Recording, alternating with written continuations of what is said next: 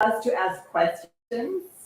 Give us, a presentation, a review, and the book, but we can ask questions along the way to clarify or just whatever. So this is a safe space to ask any questions you want that's on your heart. It's okay to ask questions. There are no dumb questions because someone else is thinking the same thing that you're about to ask. It's okay.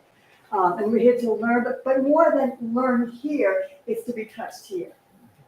Okay, that's what it is. It's here for a reason to listen for that, and you'll come through. Thank you, Swami. So, good afternoon to all of you. Thanks so much for your sacred presence. I really appreciate that. Honor your decision of being here.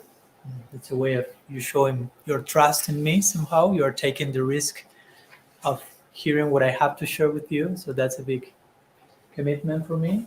And I especially honor the invitation of Scarlett and John that I was able to meet this time. Thank you so much for holding sacred space, as we were mentioning. That's not so normal, but so necessary to be able to find sacred spots in which we can be fully vulnerable, basically be fully transparent, fully naked in the sacred sense of the term, and we can share in the most immediate way that we can, without filters, without masks, but trying to get to the very root of actual mystical experience, actual human interaction, actual religious embrace. I mean, beyond tradition, beyond color of cloth, in the most essential, foundational level, we will be talking the language of trust, love, affection.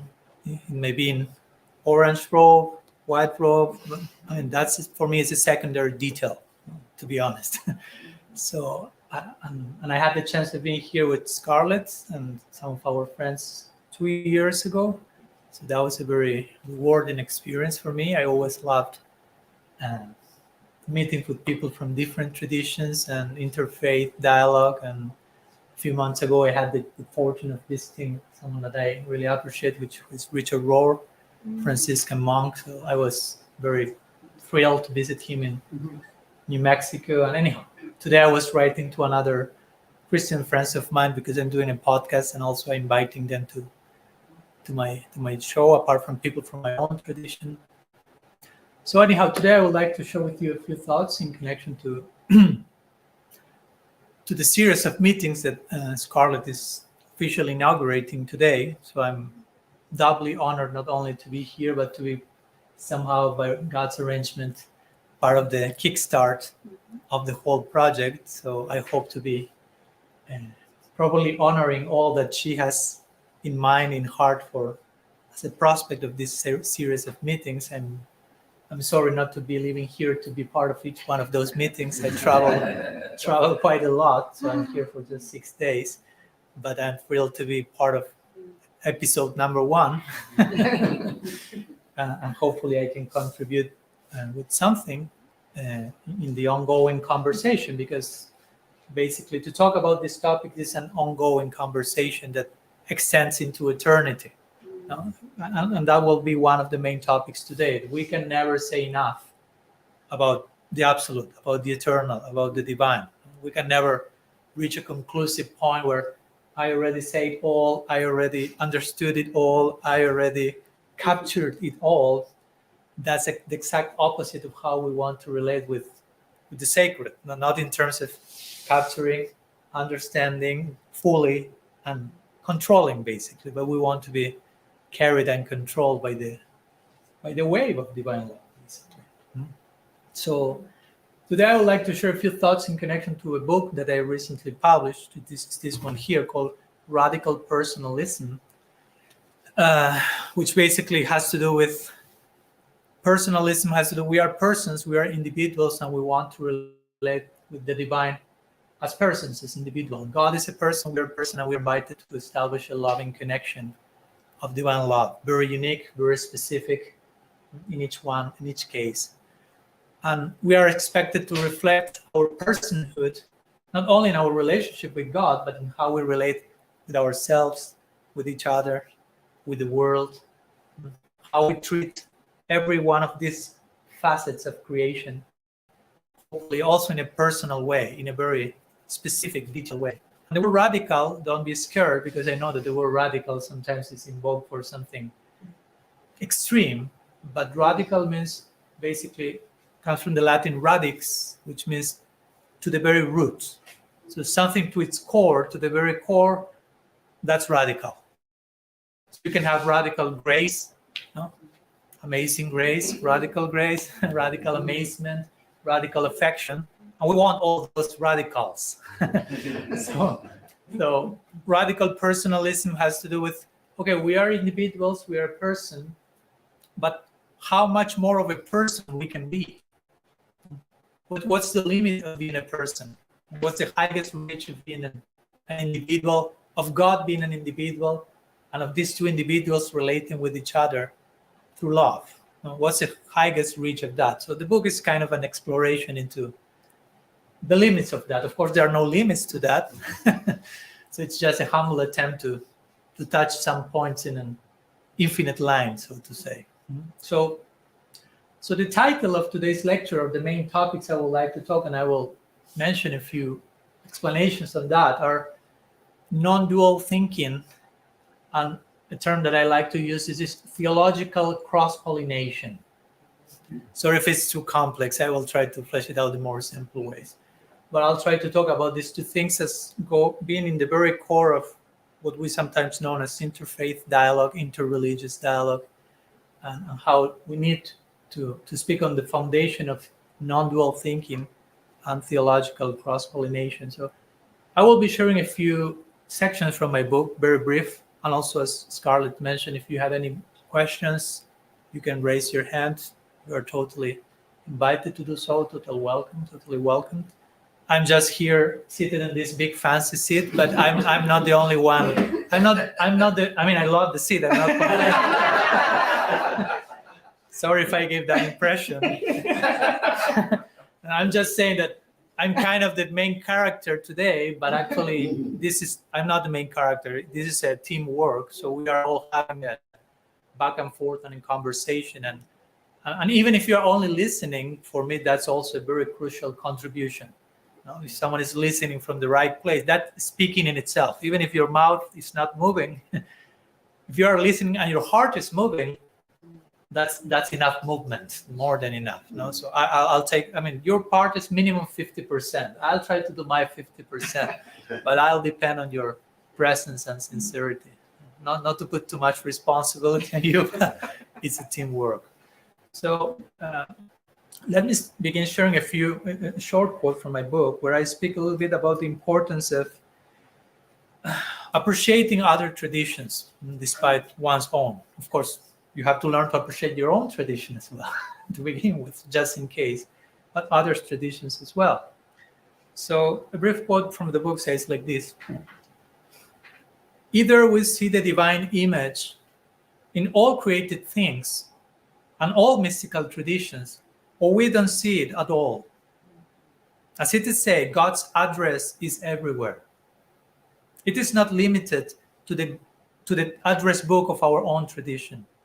To put it bluntly, our niche doesn't make us superior.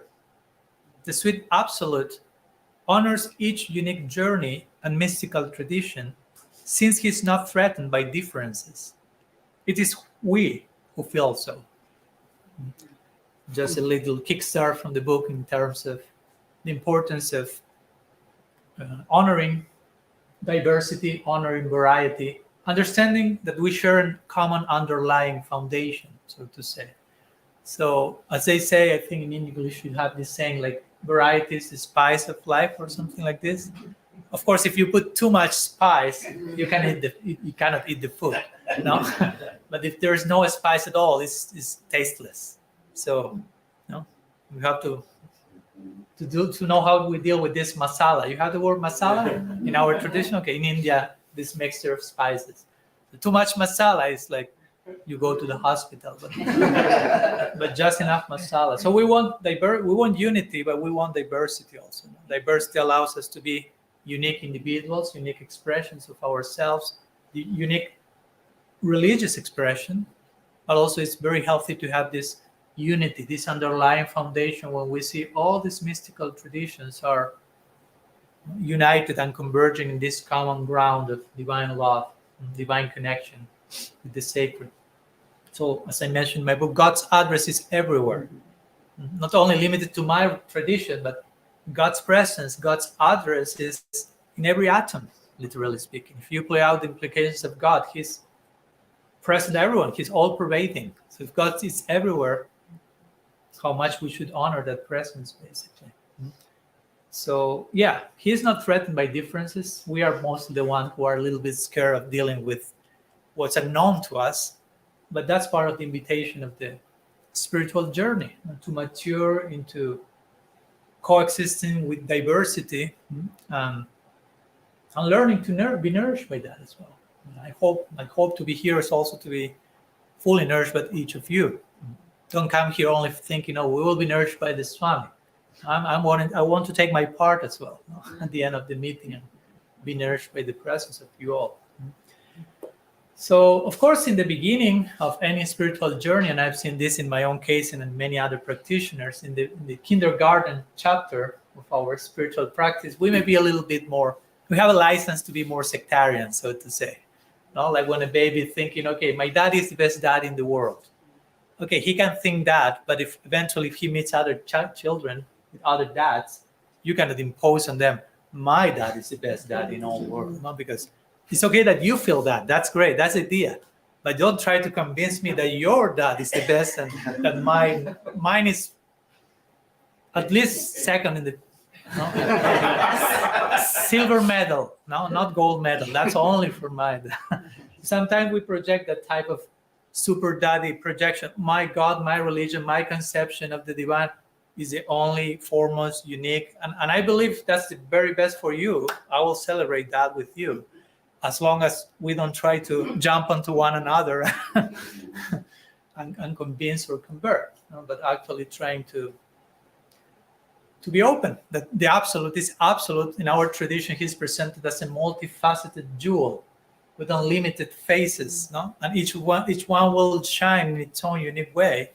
So there are different approaches to the same divine reality, and all of them are correct.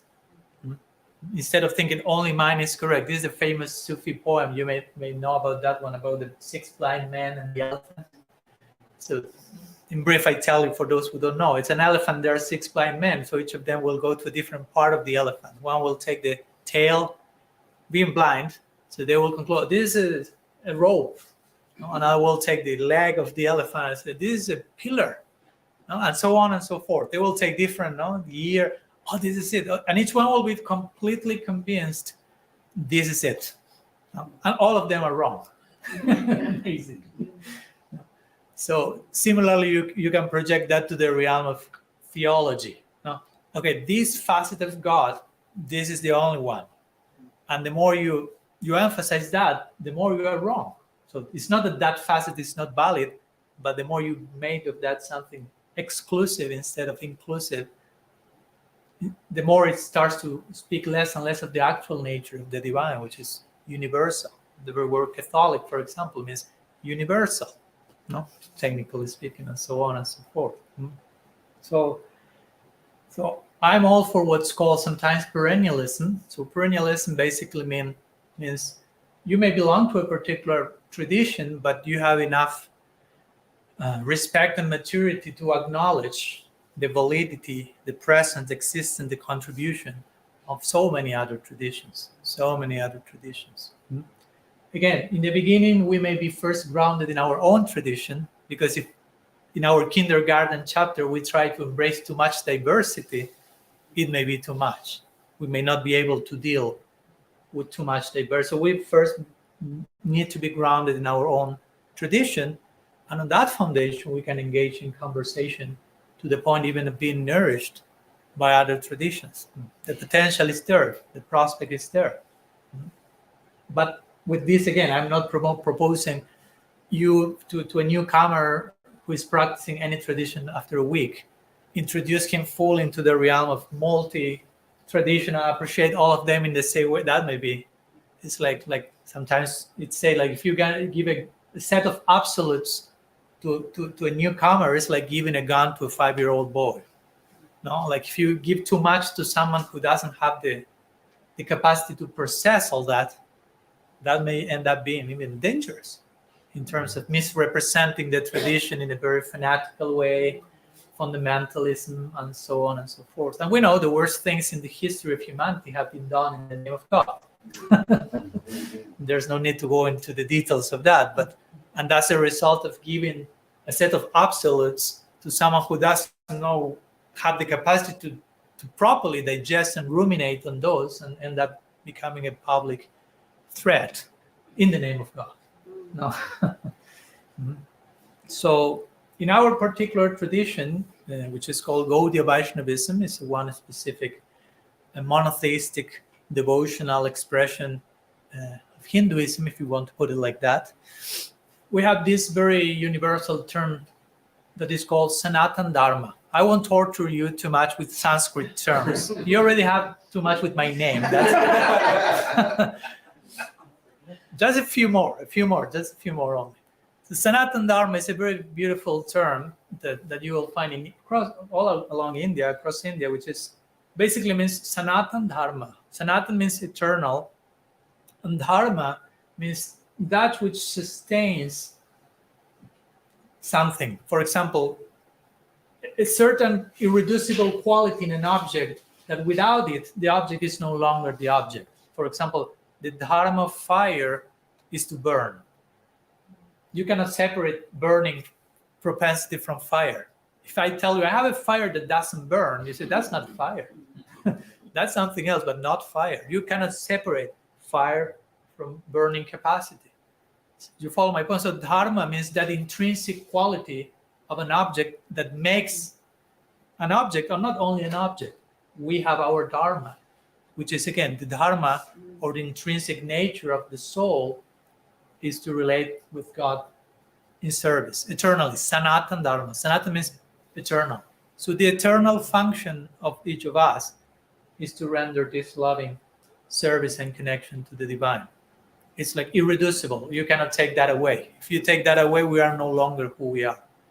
So this term is used in our tradition to refer not only to our tradition, but to acknowledge how in every single heart there is this dharma, there is this unique intrinsic function in connection to the divine. There is another beautiful saying in Sanskrit that comes to mind, which is Vasudhaiva Kutumbakam. So that means there is only one family.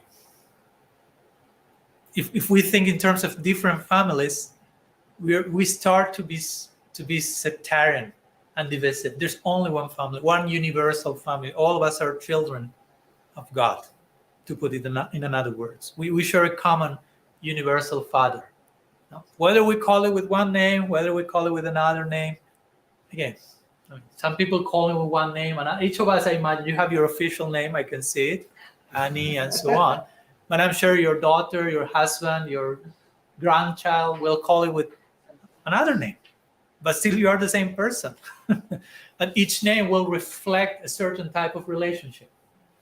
So in the same way, different names of the divine basically speak about different types of relationship. Because we can relate to the absolute, to the infinite, in infinite ways. Again, we should be careful not to be projecting limits into the unlimited. No, only God can be named like this. Only God can be related in this way. We are limiting the unlimited. I mean, we are not limiting. We are the limited ones and projecting that onto the unlimited. The unlimited remains unlimited. But it's unfortunate when we, without noticing, we end up creating this limited idea of the unlimited. So that's a very important point to acknowledge. We all belong to one family. We may dress different, speak different, even express our religious sentiment differently. But again, different is not a bad word. Difference, diversity is not necessarily a threat. Again, it has the potential to be an ornament. It has the potential to give nuance and taste. So at least in my conviction, in my perspective, we are not here we are not here only to allow other people to practice their faith,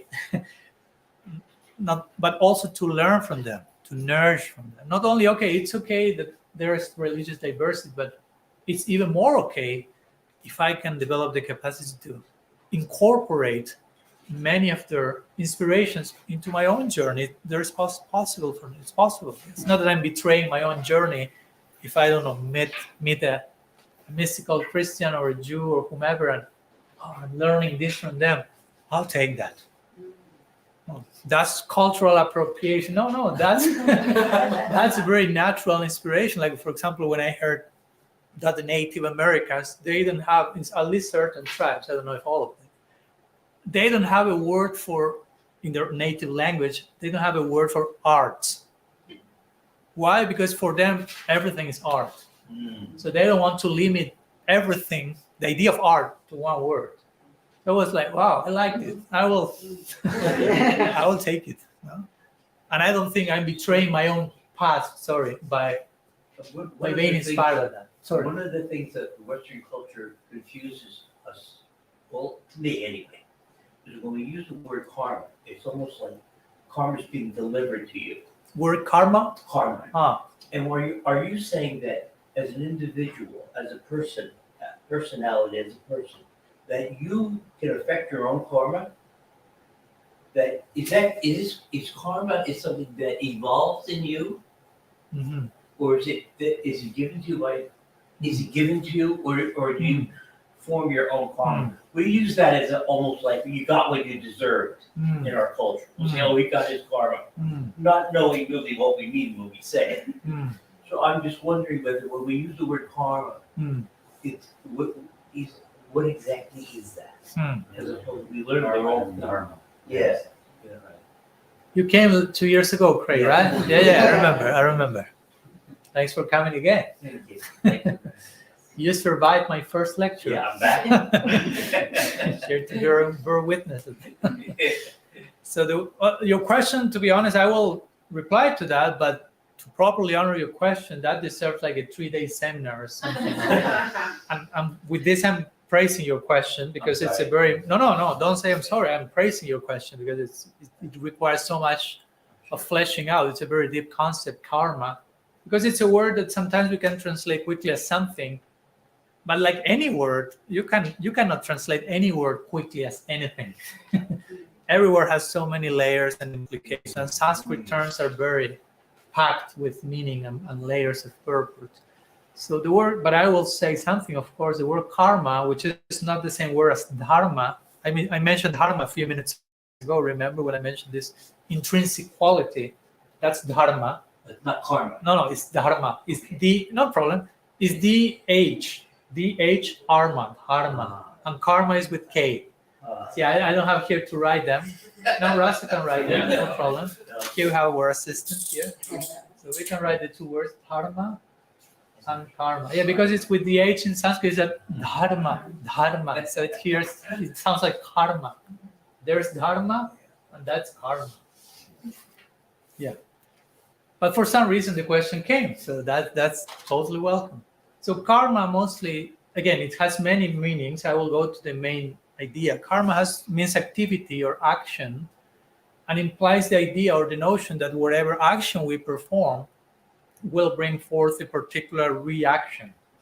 Not reaction as chastisement or anything, just a corresponding result according to what we do. In the Bible also you have different lines according, how do you say in English? Like what you sow, you will, how do you say in English? Okay, the same principle, same principle.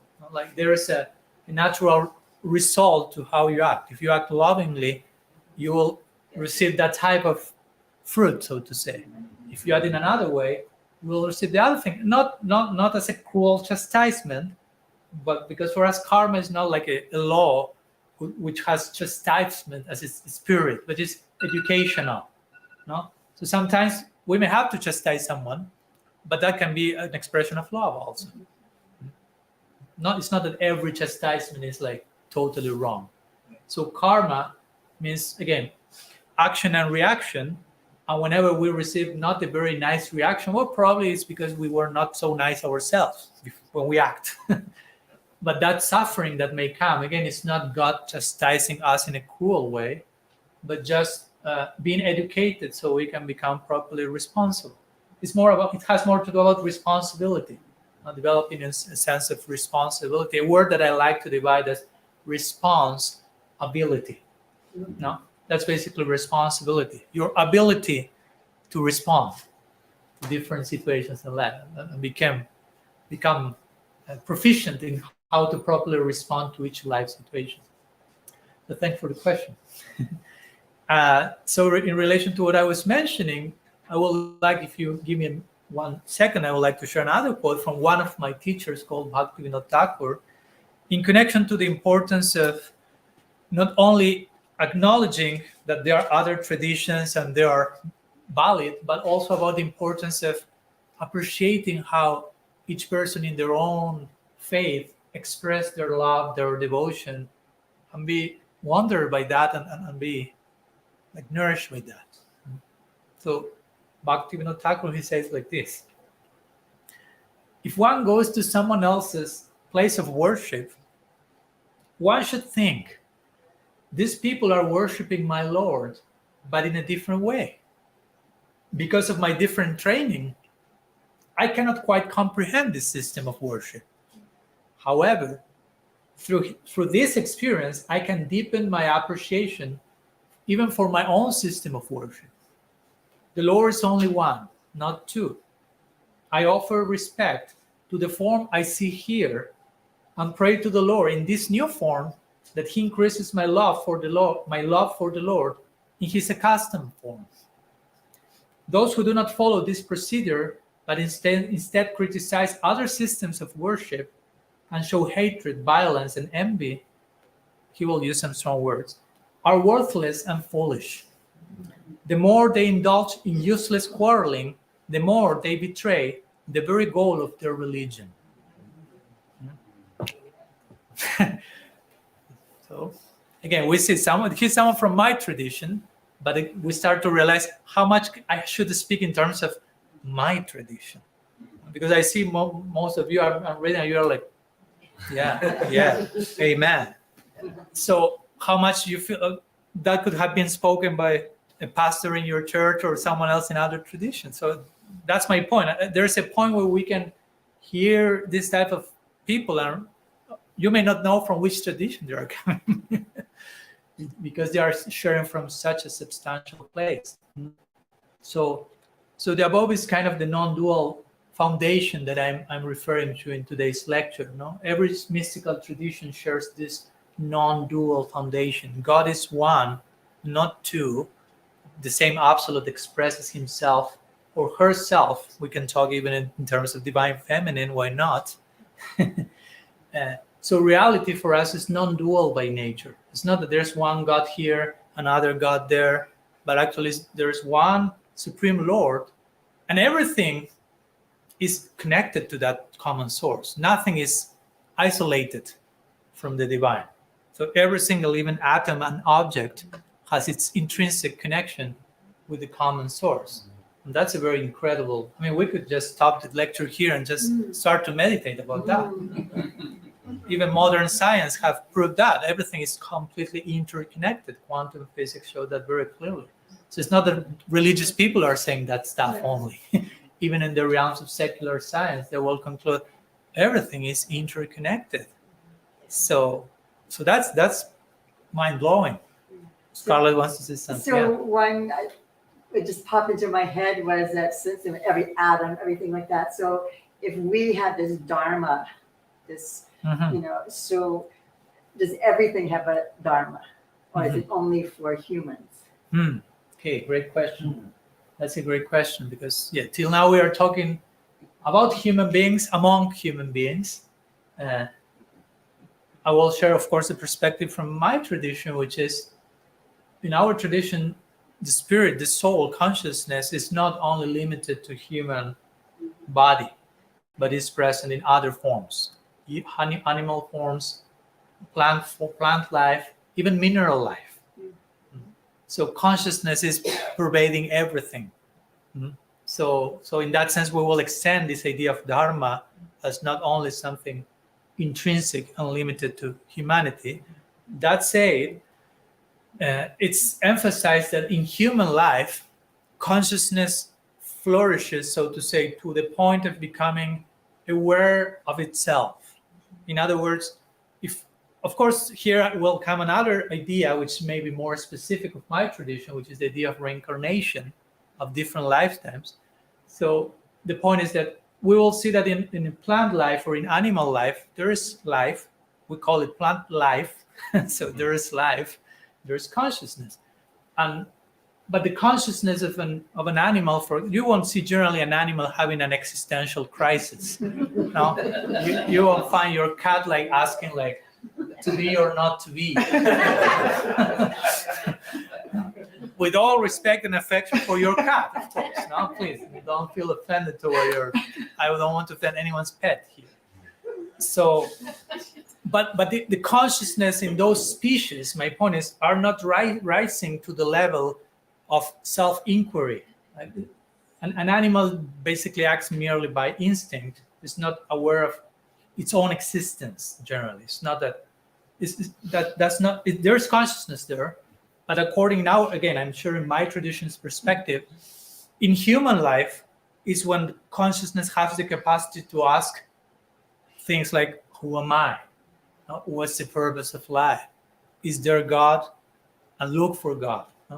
Human life is the particular vehicle in which this type of inquiry, and with this I'm not downplaying other species, I'm just pointing at the specific way in which consciousness is expressing itself in different forms.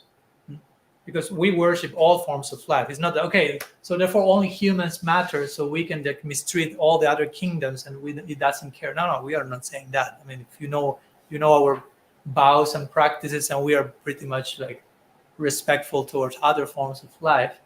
But in human life, it's when it is said that consciousness rises to the point of inquiring about itself. If you are properly human, again, that's another point, because having a human body doesn't mean you are human. You have the word inhuman many times, and generally when you say that was inhuman, you won't point to an animal. Now you won't say that dog behaved in a very inhuman way. You will put to a human to say that.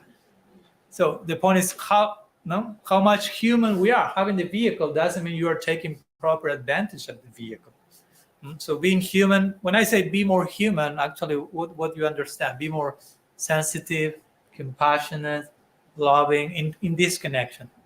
So we can be pretty the opposite of that in human form. No? Yes. Yeah. Listening to you, a couple of things, just to pick up on what Scarlett said.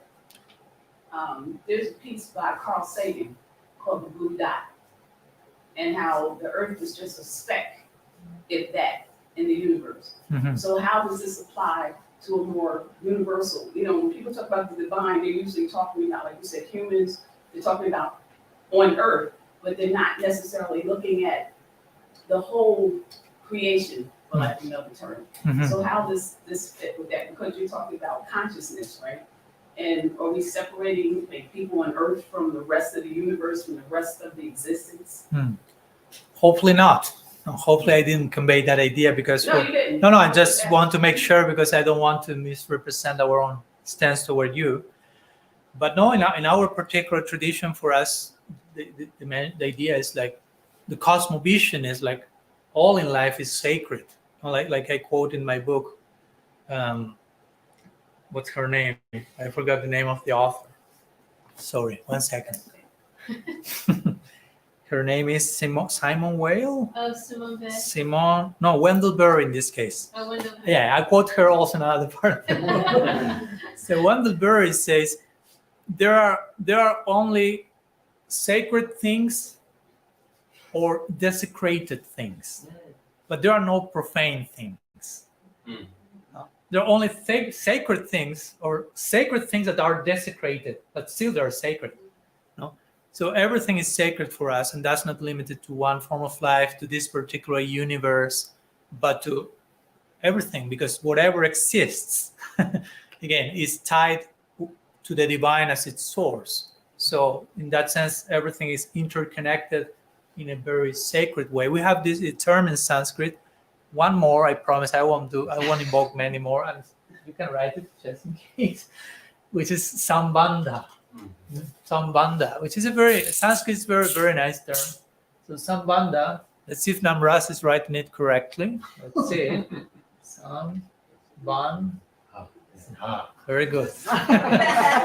Also putting him to test a few minutes. So sambandha, the word sambandha divides into two, sambandha.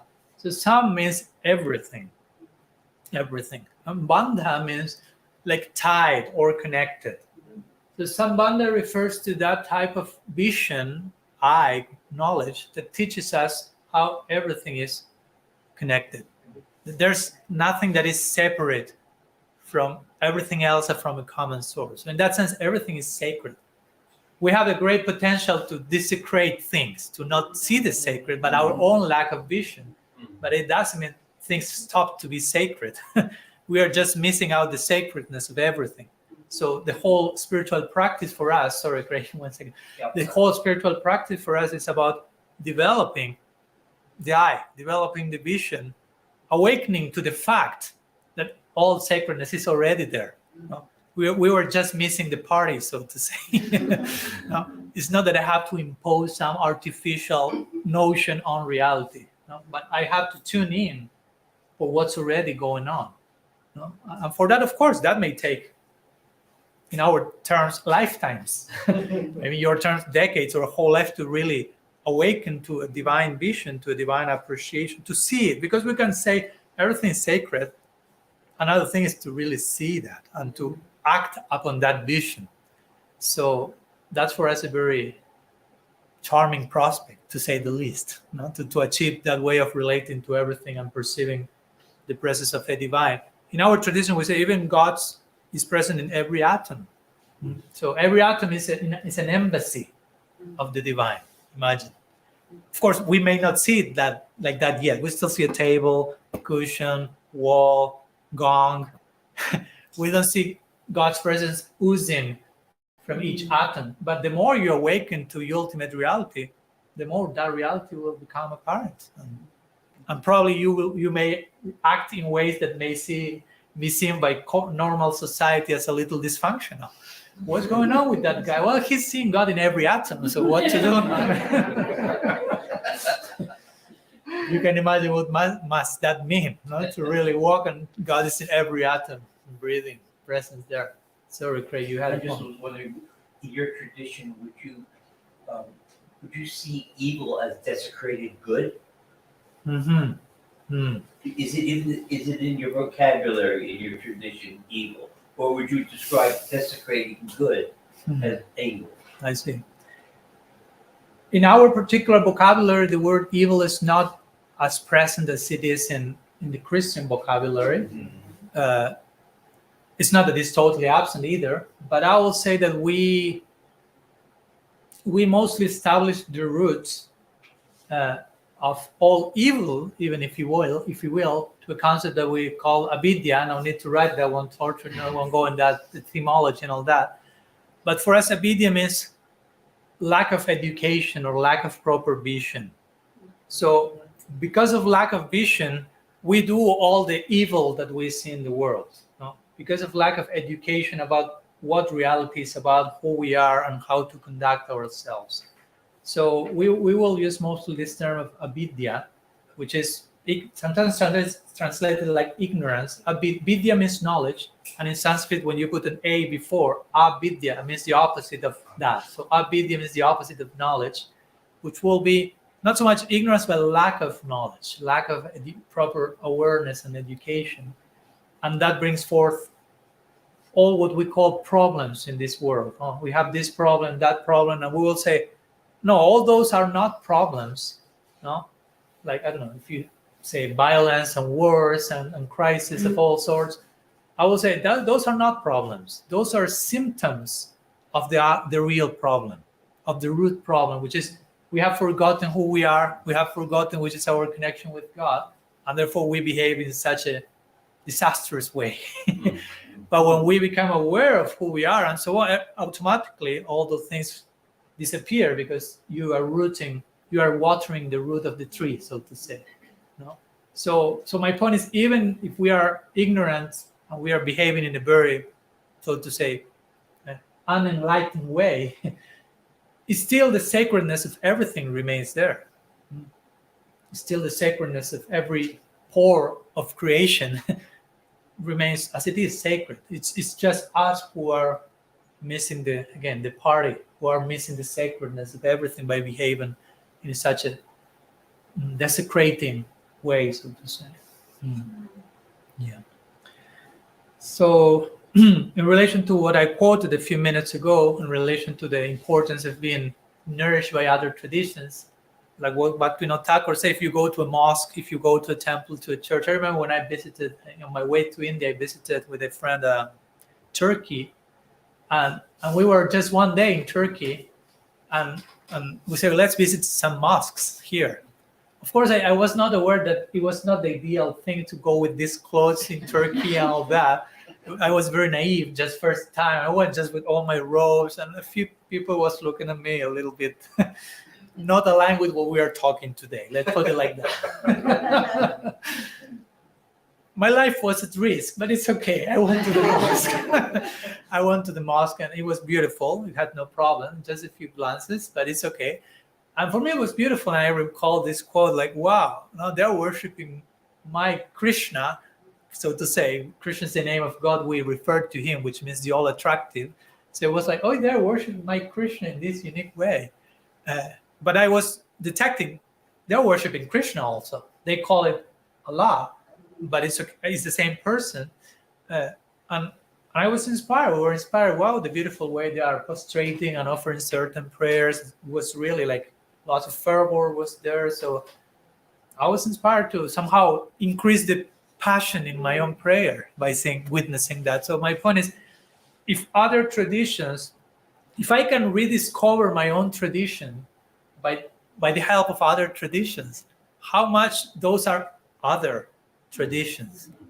You follow? Yes. So I think that's very, very beautiful. I mean, other traditions can help me rediscover my own tradition. But when that happens, you start to, the difference on some level start to blur. Other tradition, my tradition. Yes. For at the same time here, I'm not trying to make an absolute merging and everything in Christianity in Islam, everything is absolute. I'm not saying that. And it's okay that there's differences. There is flavor in diversity. John, yeah. I have a quick story about Turkey also, because Okay. I was out there. And if you haven't been there, they have call to worship during Ramadan. They do this a lot.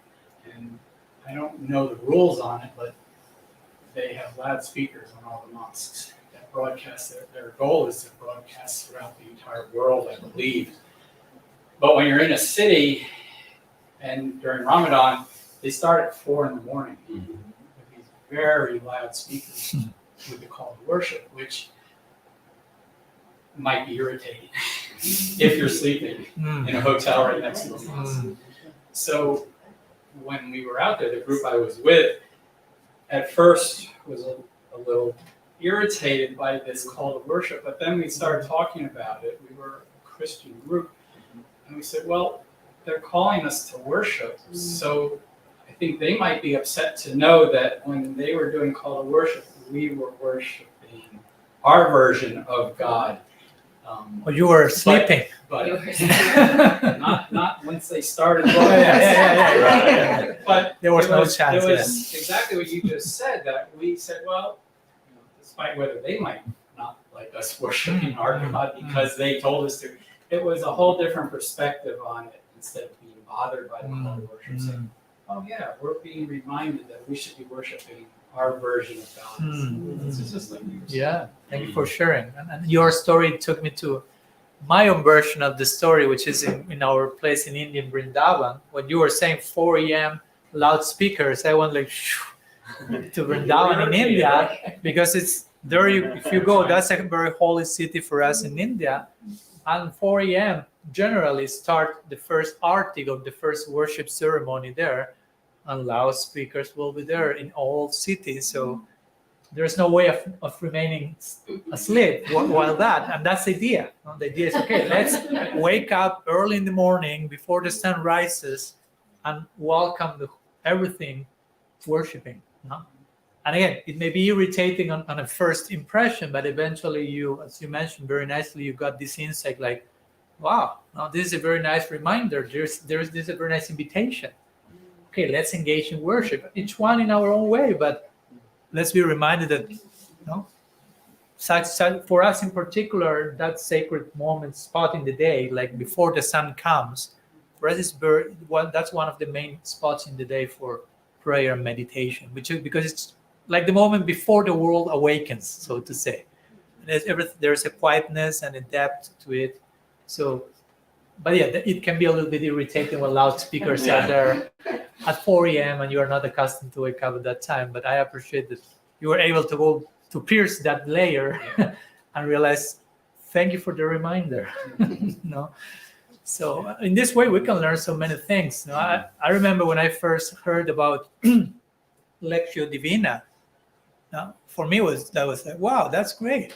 We don't have that one in our tradition. I mean, we have study of scripture and introspection, but Lectio Divina, this Christian system of contemplating and reading one section, and you may know what I'm talking about, I felt, okay, I will import this one.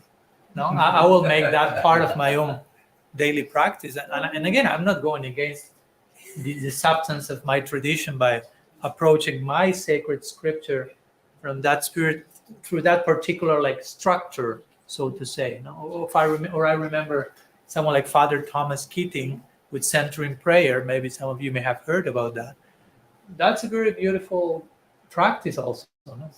Just sit in silence and try to allow consent to God's presence and action within you, as he will put it. And try to open, to be vulnerable, to be naked to his presence, to his action. And of course, become aware of all the obstacles that you yourself put on the way of that, and the mind starts to go shopping to so many places.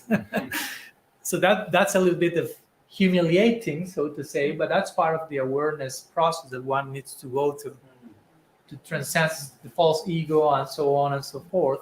So those are practices that, again, are not technically part of my tradition, but they can be very naturally imported and add value to what I'm experiencing. So again, the question is, if other traditions are helping me to rediscover my tradition, how much I can talk about them as other traditions, how much I can put like a hard line dividing. There may be differences, but there are so much in common. No? So on that same idea, how do we differentiate between us and God? And like what is the defining factor there? Is there something to do with this material realm? Like does your idea of divinity incorporate materialization in some way? Like is that what makes a special spark for humanity? Or this, I keep thinking of this word remembrance, like the idea of enlightenment being an act of remembering, or accessing that dharma, reminding each other is, and my mind just keeps going to this material aspect. So how in your world philosophy, how does that incorporate it, and the difference between humanity and God? That separation, if it does exist, we perceive it, but does it actually? Yeah. Okay, you're making very good questions, and those are very dangerous because, again, you say you talk a lot, but I think I'm defeating you now. When he was begging forgiveness, so I talk a lot. I was like, oh my God, when I start talking, they will run away from the room. No, so my point is, these questions invoke so much to say, and I appreciate that. And I'm finding difficulty trying to contain myself and trying to finish the official topic and reply to those. But I'll try my best. And if not, we have eternity to continue talking about this for sure. But there is a very nice point in connection with what you mentioned regarding God, us, humanity. So for us, the how to say the aspect, I don't want to call aspect, but the face of the absolute that we worship, so to say, we call Krishna, is described in our sacred texts as human, human and fully divine. Probably you may hear similar statements in connection to Jesus in different ways, but the point is there also. So for us, humanity is not something, how to say, to be transcended in the sense of at some point you stop being human and you become spiritual. For us, that doesn't work like that. For us, it's you are human. I mean, you have human body, as I mentioned before, become human, behave as such, and become fully divine in the context of being fully human. Humanity and spirituality are to like merge into one another, integrate one another. So in our tradition, our ultimate goal, call it heaven, we may call it spiritual world, whatever, there Krishna appears in a form which is fully human, fully divine, and we are, if we want to accompany him for eternity, so to say, we are to become that same quality, basically. And again, we are already spiritual. It's not that we are not spiritual, but we are not aware of that. Basically, we are distracted from that fact, and that's why we do not behave in very spiritual nor human ways. So in another sense, again, we are already spiritual, we already have the human form, but we need to actualize the implications of that. What does it mean to be human? What does it mean to be spiritual? And put that in practice. And when that's put in practice fully, for us, you reach the ultimate goal of life, which presents a very integrated version of humanity and divinity. And I say that even with self-criticism toward my tradition, because as you can imagine, in every tradition, there's people who will misread the essence of their own tradition, misrepresent it, and that happens in my tradition. It's not that mine is the exception to the rule, and therefore I'm better than any. No. Those things happen everywhere. Like when I was with Richard Rohr in New Mexico, we were sharing about the shortcomings of our particular traditions, and I will share some, and he was like, "Oh, we have our own version of that." And he will share his. Oh, we also have that one. I was like, okay, we are dealing with the same stuff here from different perspective, different names. So one of those are this idea of emphasizing being spiritual, being transcendental, but as an evasive device towards our human condition now. So I become super transcendental, so I don't have to deal with my emotions, with my psychology, with my unresolved trauma, and I believe myself to be very high, very spiritual, but actually I'm pretty dysfunctional. But I'm using the transcendental, the most sacred thing, even unconsciously. I'm not saying with ill motive, but unconsciously I resort to spirituality as an escape from my humanity. And I conceive spirituality as something divorced from humanity, that's not how it is. But sometimes that happens. And of course it's messy, there's messiness in I have to deal with my emotions, with my psychology, with my woundedness, with my brokenness. Oh my gosh. Now let me be just spiritual and God will take care of all the other stuff. He's very merciful and powerful. And we may end up glorifying God's mercy so we don't have to do our homework, basically. And we will do that and he will say, you have to do your part also. I will do mine, but you have to do yours. No? Help yourself, I will help you, basically. No? So in that sense, that's an important point that I always try to emphasize. In the name of transcendence doesn't mean for us at least rejection. Because sometimes we think, I have to transcend this. And we may think I have to reject that. But for us, transcendence means integration. That's the challenge. How to integrate everything into a higher equation, into a higher synthesis. It's not that matter is profane, is bad, is against us. In our tradition, this is one of the Shaktis or one of the energies of God. As we are one of the energies of God, a different type of energy. So everything is an energy of God in our tradition. So we cannot reject anything. As I mentioned before, God is inhabiting every atom. So how can matter be profane if God is in every atom? So that's basically our approach, quite user-friendly, hopefully, to where we are here. For us, it's not so much about going somewhere else, basically. Like, we have to leave this world as soon as possible. I mean, for us, spirituality is not an evacuation plan to the afterlife or something like that. Because sometimes we may conceive spirituality like that. I have to get to leave this place as soon as I can. No? And you practice your spirituality with that type of indifference and rejection, and God is over there in the clouds, and I am thrown over here, and you create this dichotomy instead of finding God in the immediate.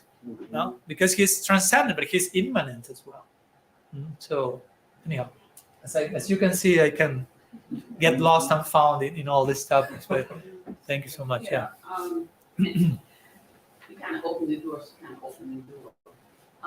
you could just give a little bit in terms of the beginnings of your traditions, and if at all possible, because I'm hearing people, and I see a lot of culture that's been incorporated in the traditions or how people's religion.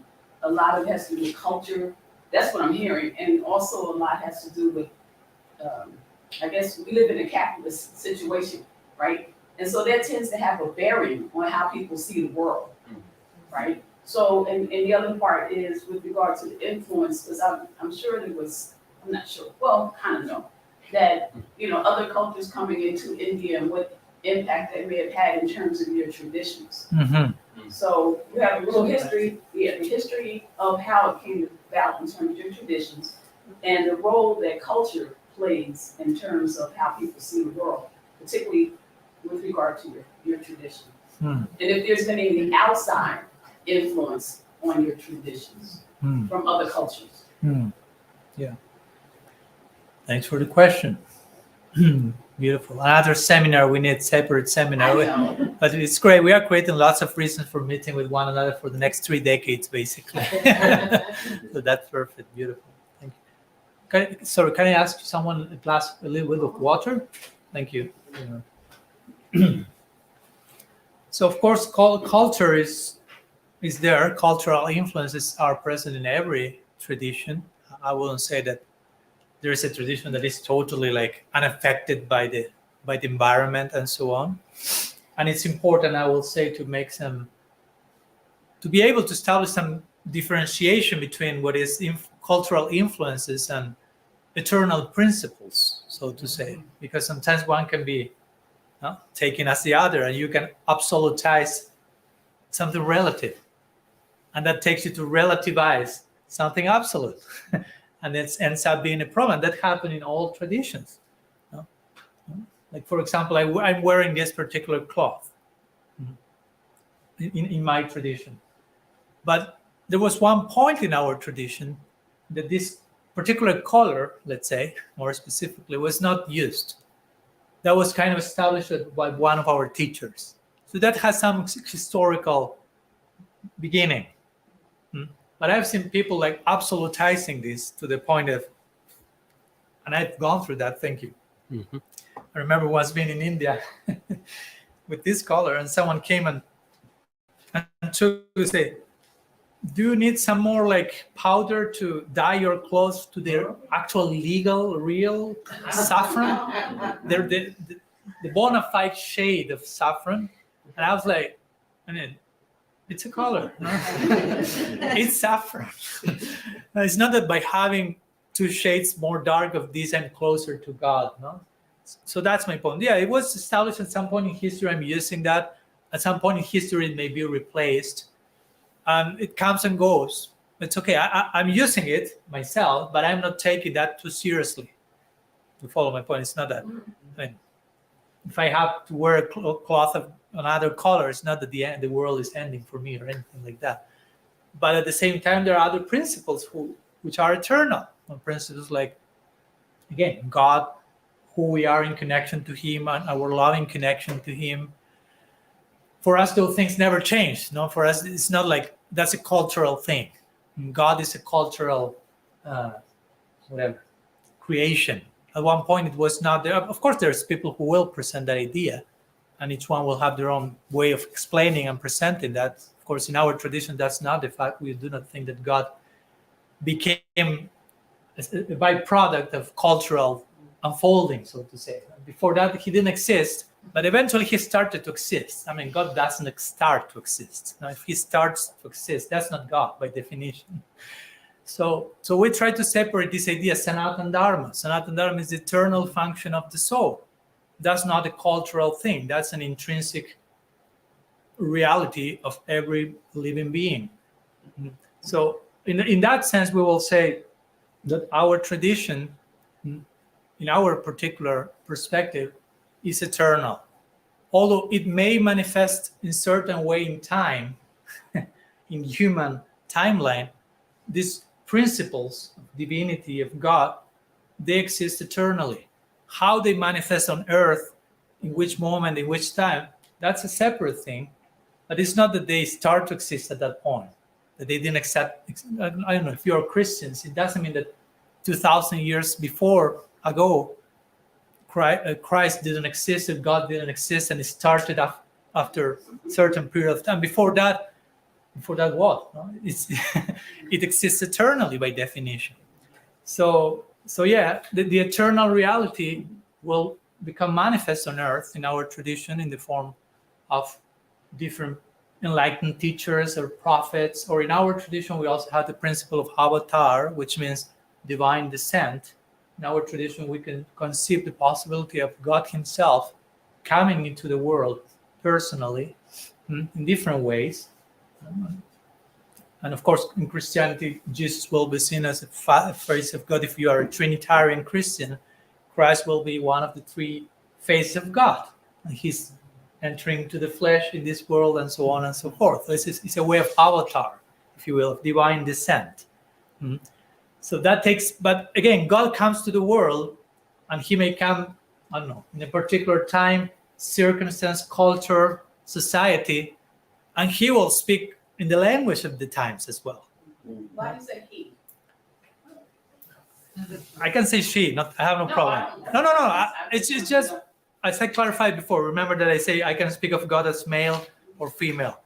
So, no gender at all. Oh, no gender at all. When I say he or she, it's not the he or she we are accustomed to perceive. So I don't want to.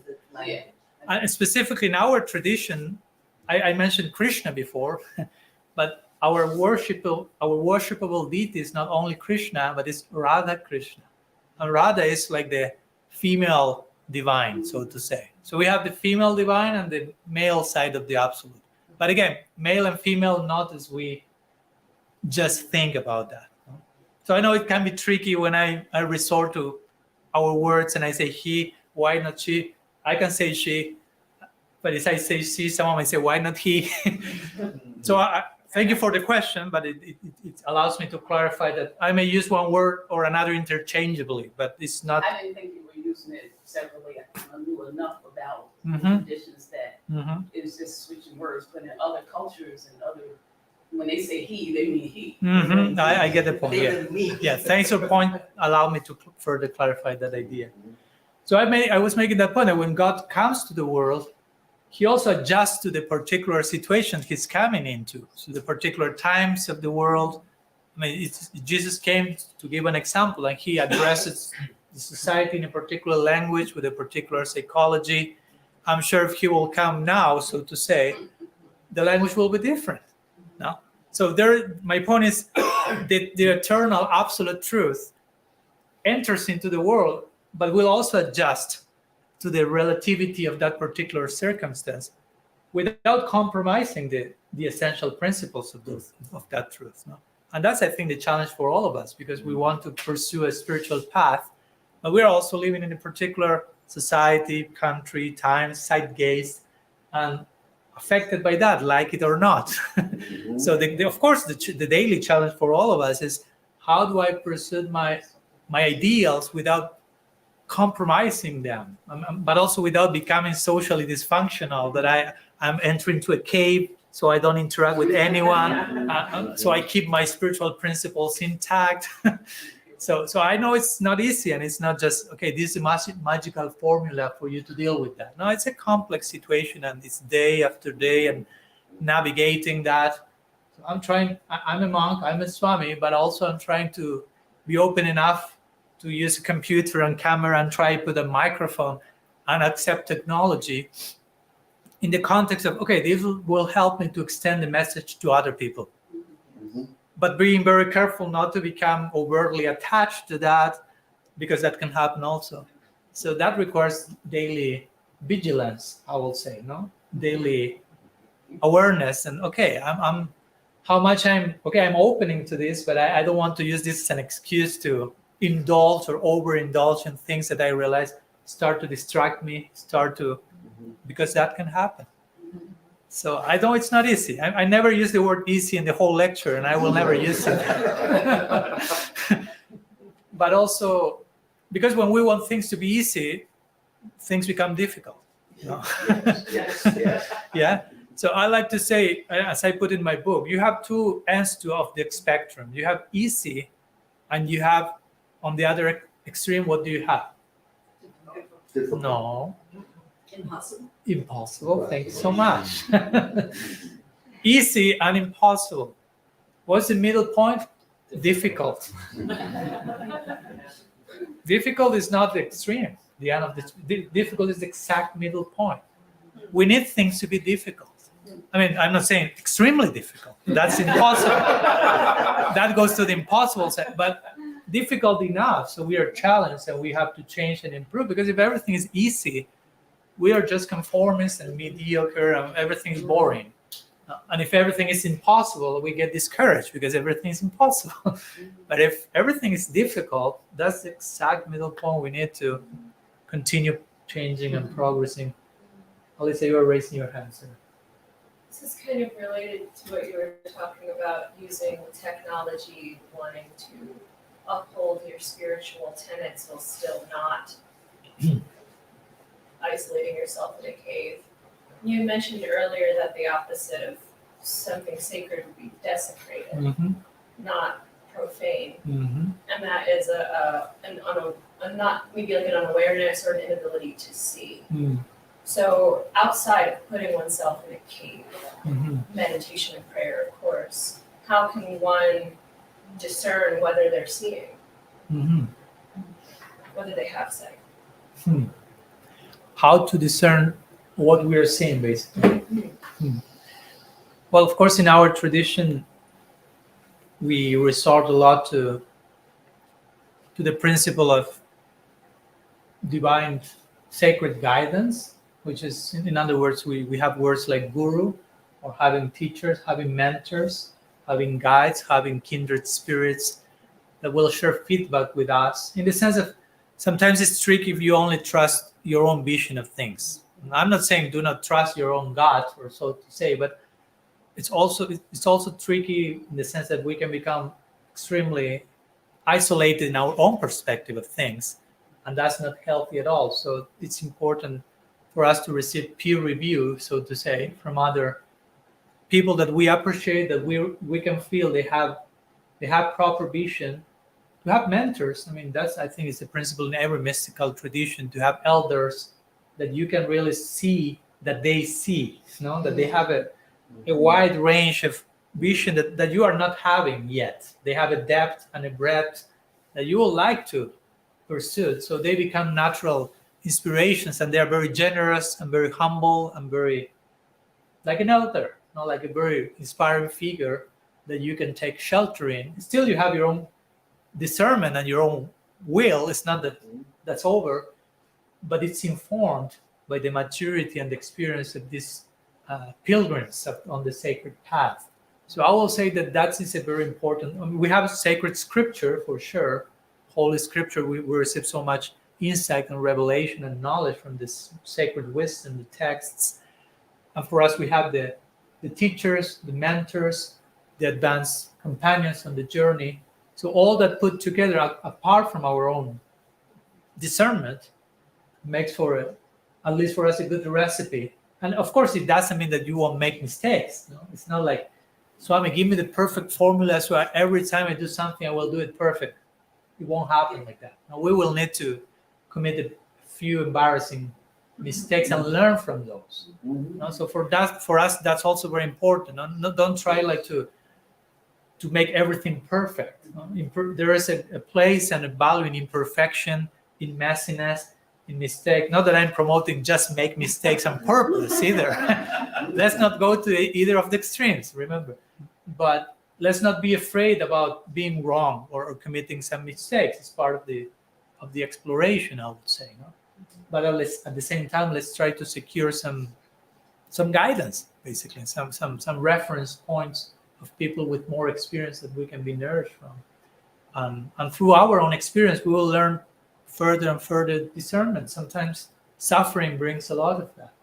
I mean, at least I speak for myself in my 42 years of life, which is not that much, but I've gone through a few complex chapters, I will say, overwhelming, bewildering, the last thing I will have expected in my life happening, and not only once, but a few times. And for some moments, it was bewildering. I was not able to discern what to do in this precise moment. But that was part of the teaching. You know? And that's also a little bit connected to something that I want to share today. So I will connect that with you, which is the ability to coexist with uncertainty and mystery, which is such an important point in Christianity, mystical Christianity, in our tradition as well. You know, like unknowing, darkness. No, don't get scared by these words. No, like uncertainty. No, inhabiting what's going on outside of the comfort zone, where things are not in order as if we are accustomed, but there is some chaos to balance order. Yes. Because if you have too much order, that becomes oppressive. I mean, too much order ends up being a totalitarian regime. Dictatorship means too much order. So you need some dose of chaos to balance the order. Again, not extreme chaos, but chaos in that sense. No? So it's important that we as spiritual practitioners learn to coexist with mystery, with unknown. Again, in my personal case, I've been thrown into those places a few times where I was not able to know what I will be doing in my life tomorrow. No? And I'm a person who in his psychology has the tendency to have some projection. Okay, this year, this month, on some level, no? To some order. Those who know me will laugh because I'm like that. No? So suddenly you're put in a situation where you have to just by force of circumstance be in the present moment. You're gonna think about tomorrow. So that's complex, but you have to learn to coexist with uncertainty. I don't know what's going on tomorrow, and it's okay. That's not easy, but it's an important process, and that extends to so many things. For example, to God Himself. Sometimes we want to be too certain about who God is, and we think that having faith in God means that certainty. But actually, faith has to do with lots of uncertainty, and being open that God continuously unfolds Himself in our lives. Let me share one quote from my book that I share from Pierre Teilhard de Chardin. He's a Jesuit monk. And this is a beautiful quote. He says, God does not offer Himself to us, finite beings, as a thing all complete and ready to be embraced. That's only the first line. So fasten your seatbelts. For us, He is eternal discovery and eternal growth. The more we think we understand Him, the more He reveals Himself as otherwise. The more we think we hold Him, the further He withdraws, drawing us into the depths of Himself. Beautiful, right? Yeah. So that's again in connection with this idea of mystery, uncertainty. Things are not fully in my control, and the tendency we have to want to have things into our control, because we have this false paradigm that unless everything is under control, we have a problem. I always remember seeing this picture. It was a painting of one Buddhist monk sitting on a very peaceful picture, a Buddhist monk sitting on a rock in the middle of the lake, meditating, and it said, "Relax, everything is out of control."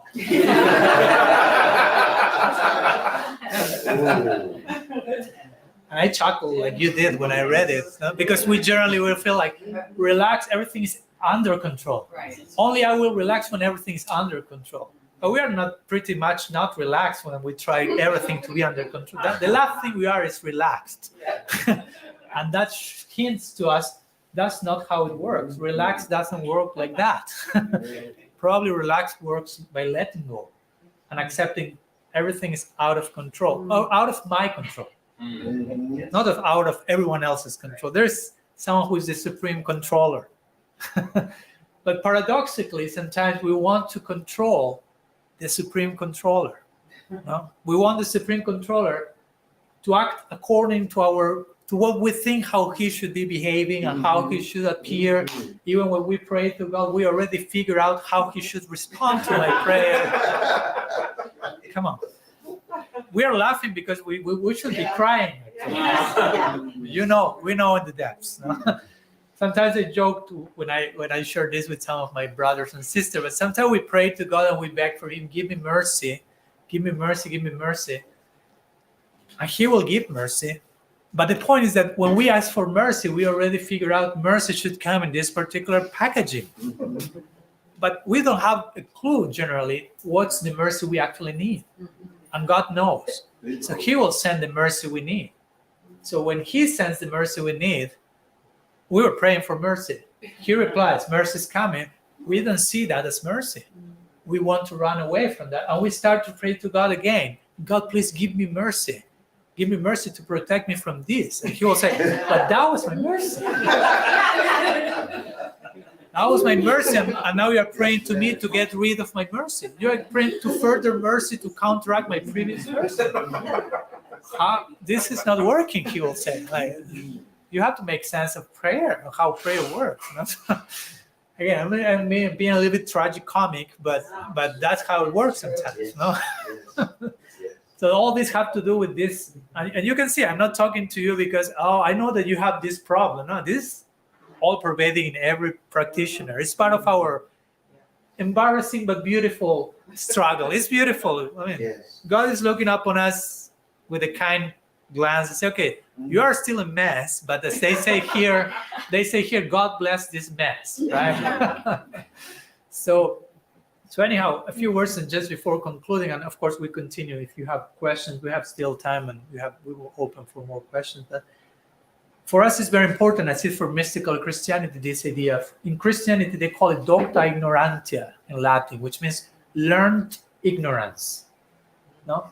We have to learn ignorance. That's a very counterintuitive idea, because generally I have to learn knowledge, but also I have to learn ignorance, in the sense I have to learn not knowing, unknowing things.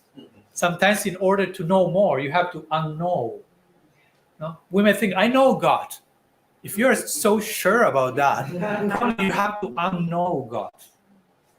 You follow? Unknow means unlearn what you think it is all in all, and be willing to rediscover him again. Like Christ will say, you have to be like a child. So many times he brings up this childlike analogy. When he sees his disciples getting too much into head games, he brings a child immediately, the image of the child. You are getting too much into your headquarters. I want to bring you to your heart quarters, not the headquarters. He brings a child. A child means wonder, curiosity, astonishment, willing to learn, no filter. A child, if he has to cry, he will cry like anything. And when a child is crying, we don't like that too much, because that reminds us how many masks we have, because we are crying like that same child, but we don't want to show that. No? So the child comes in, is like a very loud reminder how we are crying, and we want take the child to another room, please, quickly. No? I don't want to be reminded how much I'm hiding my own tears. No? So we have lots to learn from children. It's not like, he's a baby, he cannot teach me anything. Oh, really? You think so? Why do you think Jesus brought the idea of the child? I don't know how many times. You can count them in the Bible. Many times. So for us, it's very important to remain inhabiting this space where doubts, for example, are okay. It's not that having a doubt is a problem, that everything has to be always in terms of certitude. In fact, in our tradition, a guru or teacher, one of the main roles of the guru is to create doubts in the disciple. But not doubts in a wrong sense of the term, but doubts in, if you think you knew it all, I will present the same thing from another perspective, so you become like, oh, I never thought it like that. Oh, I thought I knew that, and now I realize I don't have a clue about this. So you are put in the teachable moment again. So that's the role of the guru. No? And sometimes the role of the teacher will be not so much giving answers to everything. Sometimes will be stay with the question. I have this question. Stay with the question. No, I want the answer to the question. No. Stay with the question for a while. And eventually the question will reveal the answer itself. Yes. Now, learn to coexist with the question. No, I want an answer quickly. Now, I want certitude. Coexist with uncertainty for a while. We generally want closure. No? Okay, this is it. Okay, figure it out. Control. I understand. It's mine. But we are actually looking for disclosure. The opening of the realm of possibilities, potential. Oh, so many things can happen. That's uncertain. That make us a little bit nervous. Disclosure. But that's the essence of life, to remain open to that wonder. In Sanskrit, they have this saying, Rasa Sar Chamatkar, which basically means, how to translate that? The juice of life is astonishment. The essence of reality is astonishment. To remain in that constant rediscovery. Again, God is in every atom. I mean, there's lots to discover over there. To always remain in Buddhism, they have this term Shoshin. Maybe you have heard. Shoshin means beginner's mind. So they emphasize that a lot. Shoshin. You always remain with a beginner's mind. You never think, I'm senior now. I've been practicing this for 25 years. I know so much more. No. The more you advance, the more of a student you will become, because you realize, I'm getting closer to the infinite. One of my teachers will say that. The closer you get to the infinite, the more you will realize there's no limit to how much progress I can make. The more you get closer to the infinite, the more you will be humbled, because the infinite is infinite, impossibility. Richard Rohr says that. I like that. I quoted in my book. He says, he prays to God and says, you are infinite in being, which makes me infinite in becoming. No?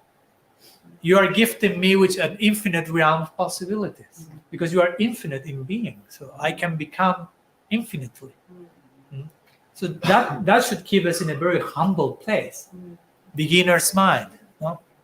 One of my teachers said, we are students forever. There's no point that you will graduate to a point that you stop being a student. Yes. Why? Because we are studying a subject matter which is infinity. So when can we finish studying infinity? I mean, that's nonsense. That's an oxymoron. I finished studying infinity. That's not infinity. So unending layers of exploration. So we should be always open. I'm sure all of you have your experiences of God, of the divine, and I'm not trying here to, of course, like downplay or cancel that. I'm just trying to say, watch out of thinking that's all that it is. There's nothing else to experience. I remember Saint Augustine, he will say, if you understand it, it is not God. That's an interesting thing. Huh? If you understand it, if you think, I figured it out, that's not God then. There's something else, because God is not something you can grasp between your ears, so to say. We in Sanskrit have the term Gyan Sunya Bhakti, which means love devoid of knowledge. And what I mean by this, I'm not against knowledge. I love to read and write, but knowledge, when you love, we fully love God, you are not concerned about knowing God apart from loving God. I mean, the loving will be the knowing. You ultimately knowing someone is loving the person. The most comprehensive way I can know you is by loving you. I can try to know you technically. What's your name, your height, your weight? You were born here. I know you. But if I love you, then I know you. In the Bhagavad Gita, which is kind of our Bible, so to say, Krishna is saying the Raja Vidya, Raja Guhyam. He's speaking about divine love, and he says Raja Vidya, Raja Guhyam. Raja Vidya means love is the king of knowledge. Love is the king of knowledge. And then he said Raja Guhyam. Love is the king of secrets, of things that are mysterious. There's nothing more mysterious than love. Because love moves in a very unexpected ways also. It's not like something you can anticipate. Our love moves like this, like that, like that. In our tradition, they say, Hari Bhagati Prem Nashra Bhavakuti Lavabhet. Love moves in a crooked way like a snake. No? Snake doesn't move like this. No? It's not predictable. That's the idea. It's like this. Yes. So you cannot expect which will be the next movement. You have to just to be ready to catch it, so to say. So if you enter a loving relationship, don't try to make it predictable. That goes against the nature of love. And again, this is unsettling because you have to remain at every moment. God will surprise you with a new invitation, with a new step. No, I remember Richard Rowe will describe our relationship with God like dancing tango. I'm from Argentina, so tango comes from Argentina, so I could empathize with that. I never danced tango, but I'm trying to relate with God, so I'm dancing lots of tango in my own way. And he's showing how the one who is leading the dancing will take certain step, and the other person has to allow himself, herself to be taken here and there, and it will be unexpected. You don't know which will be the next move in the dancing. But eventually, that's how reality looks like. No? Richard will say, like, ultimately, God is a circular dance. In Christianity, they have this Greek term perichoresis, which means circular dance. We have our own circular dance. I won't bore you with that point, but it's very interesting, the connection.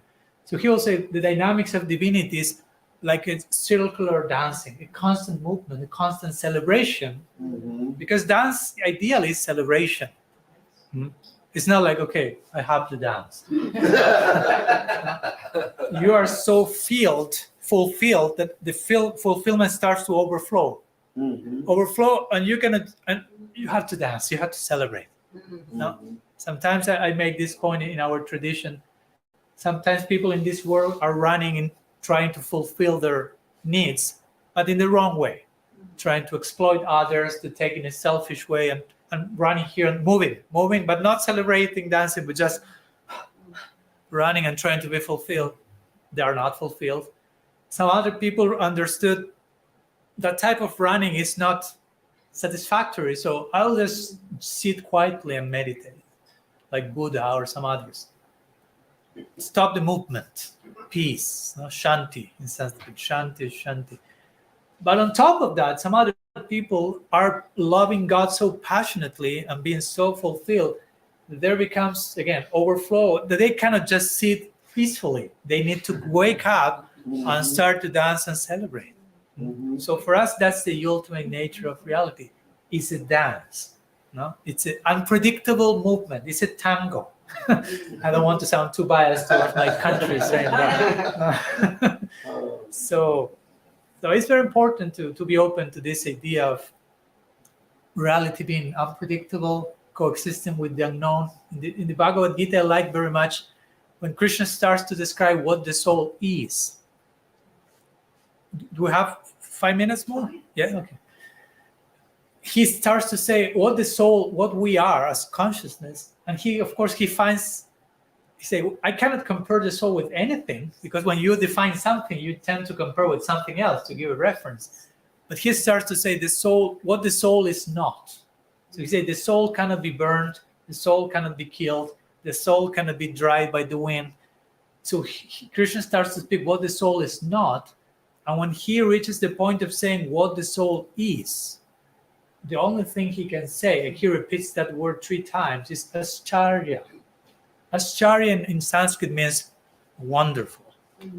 So he's like, the soul is not this, the soul, like you are not this, you are not, so who I am, positively. And he say like, wonderful. He said 3 times, you are wonderful, you're wonderful, you're wonderful. That's the only thing I can say, he says, no? Like trying to shed light into who we are and the potential of who we are. And sometimes we may not be able to say too much about who we are, but just saying wonderful 3 times, that says pretty much. So if we are something that God himself finds difficulty in saying what we are, because it's so wonderful, what he must be. So again, let's be careful of not just, God is this. I figured him out. No? Even in one verse in our tradition, it is mentioned that God himself doesn't know his own limits. Why? Because he has no limits. So he has no limits. So try to. I know you are trying to imagine that, and I'm seeing smoke coming now. If you are unlimited and are in constant expansion and ever unfolding, you can know yourself fully because you are always expanding and knowing. So that's a very interesting paradox. One more quote before concluding from Dietrich Bonhoeffer. I don't know if you know him. He's a very interesting also Christian mystic that I like him a lot. He died in a concentration camp during Nazi regime, but he wrote a very series of very interesting letters and so on. So he says in this connection the following: how we fail to understand when we think that the task of theology is to solve the mystery of God, to drag it down to the flat, ordinary wisdom of human experience and reason. Its sole office, the sole office of theology, is to preserve the miracle as miracle, to comprehend, defend, and glorify God's mystery precisely as mystery. So we are not here trying to plunder the mystery, so to say. Now we are trying to preserve the mystery. We know, we like to study, we get knowledge, we advance in our relationship with God, but there is a point which he will remain eternal mystery, and that's okay. No? That's why I like to define myself as a theistic agnostic. No? In the sense of agnostic is someone who says, I don't know.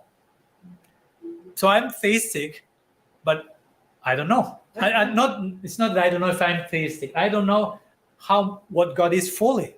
So I love God, I serve him, but I don't know in the sense that I give place for uncertainty. Do you follow my point? In that sense, I'm saying I'm agnostic, not in any other sense. So it's important that we become accustomed to that. Now, God is always bigger than the boxes we build for God, basically. So we should not waste too much time protecting the boxes. No? Mr. Eckhart will say that. He will say, God, rid me of God. Maybe you heard him saying that. God, rid me of God. Like praying to God, rid me of God, he meant rid me of the ideas I have about God, which are not God. One thing is God, one thing is the ideas I may have. No? God is not a concept. He's a person, an infinite person, infinite possibility, infinite mystery. So anyhow, some words I wanted to share with you today about these different topics, but a little bit in connection to the importance of appreciating and being nourished from other traditions, and also concluding a little bit with this idea of, in my book, I made a whole chapter on this topic, divine ignorance. No? The importance of being not knowing, but in a divine way, and being okay with that. So you made some questions, but we have a few minutes in case you have any other question or something you may like to share before we conclude. Thank you. Thank you. No, thank you.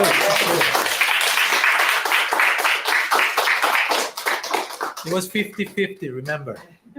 50% contribution, your hearing, your comments, your presence. And I always say, sometimes I found myself saying some things that I'm like, wow, that was cool.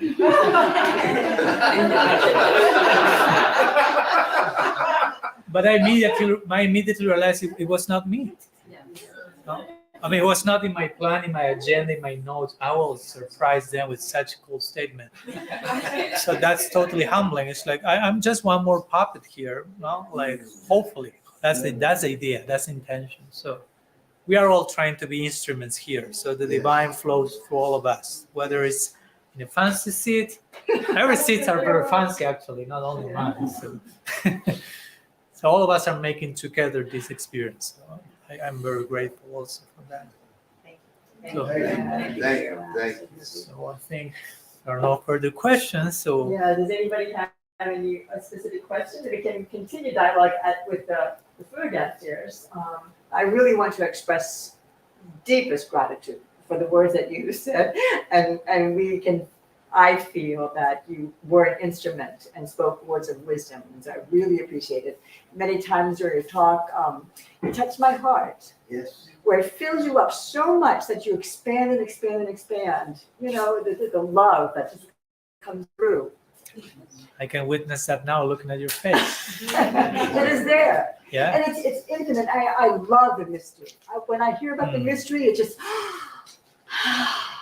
it fills me so much. It excites me. It's like so crazy, but I don't want to know, because I want to know that there was so much more than what I know. So I don't want to know it. I know I don't know it. Please feed my soul and my heart and let me be this child. And so you bring that out in us, and I really appreciate that.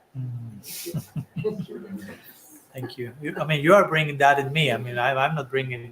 I mean, it's just like back and forth. So, but I'm really moved by your testimony and your words, and feel honored to be somehow instrumental in trying to invoke this presence. I remember with Scarlett, we were talking a few months ago with some emails. She was reading The Cloud of Unknowing. And she was like, I'm reading this book. I said, I just read The Cloud of Unknowing a few months back. So we're like, okay, we are on the same page, and we are having quite a taste for all this, the cloud of unknowing. No, I mean, that's, if you want a book on that topic, that's one of those. No, and it's funny because for us, I was in my book. I also mentioned I refer to the cloud of unknowing here many times. And one name for Krishna in our tradition is Ghanashyam, and Ghanashyam means dark cloud. So then you have this principle of the cloud, and it's a dark cloud.